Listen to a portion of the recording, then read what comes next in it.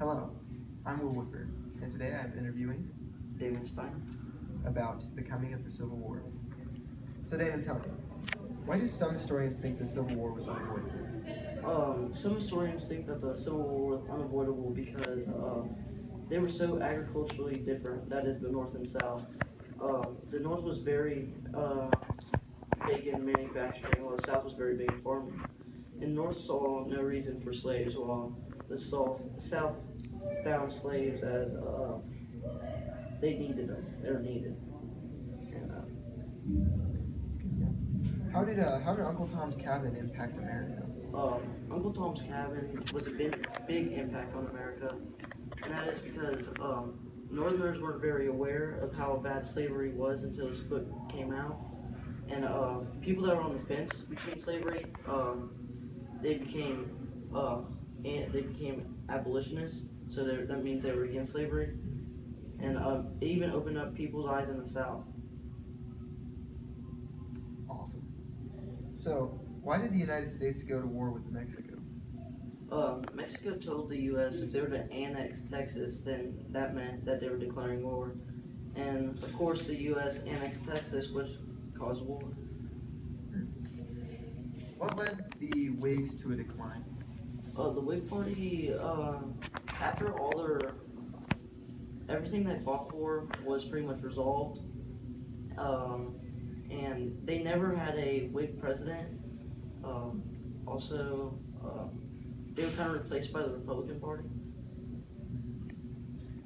What prompted the creation of the Republican Party? Republican Party was anti-slavery, so they pretty much when they replaced the Whigs, they Republican Party. So, how did John Brown's raid increase tensions between the North and the South? With John Brown's raid, it caused many murderous actions in Kansas, causing bloody Kansas, and he went about the wrong way doing what he did. He should have went legally instead of killing people over slavery. Was John Brown justified in doing what he did, do you think? I feel like he wasn't justified because he could have went in a total different direction and still got the same results, other than dead people. So what concerns led the Lower South to secede?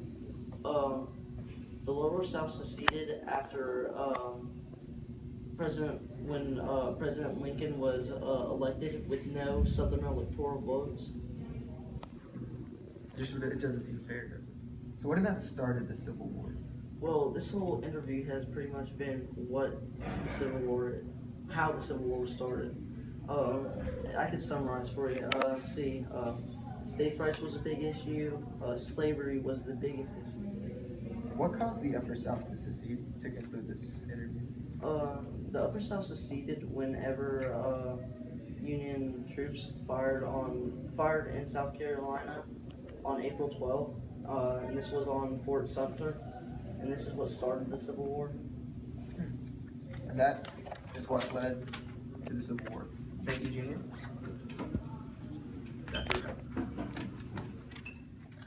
Welcome back, you guys. I'm Damon Steiner, and this is Will Woodburn, and we will be talking about the Civil War. Alright, I have a few questions for you, Will. Alright, let's get started. What was the significance of the first battle of Bull Run?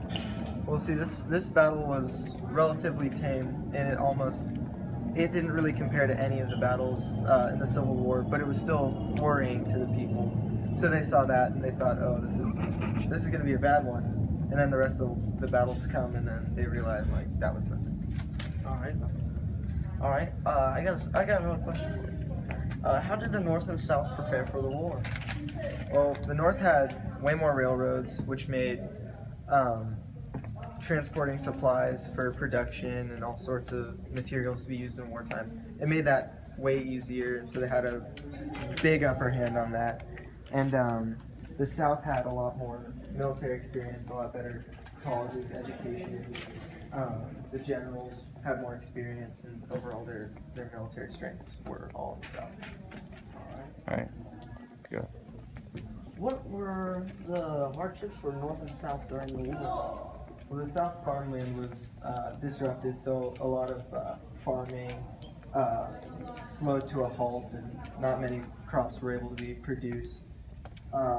Female factory workers were also favored by people who were in factories because they didn't pay them as much, and so the men could go out and fight, and also they could continue to run, which I guess is an upside for factory owners, but at the same time it's a downside because you're losing valuable workers.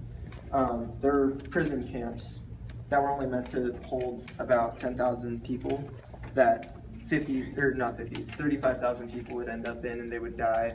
100 people would die a day, and that was pretty devastating for the country. Yeah. How did the Emancipation Proclamation affect both North and the South?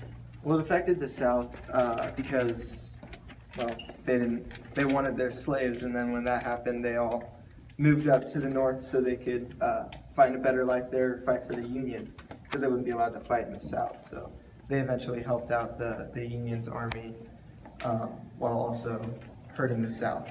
A little bit of a revenge story there. All right. What was the importance of 1863?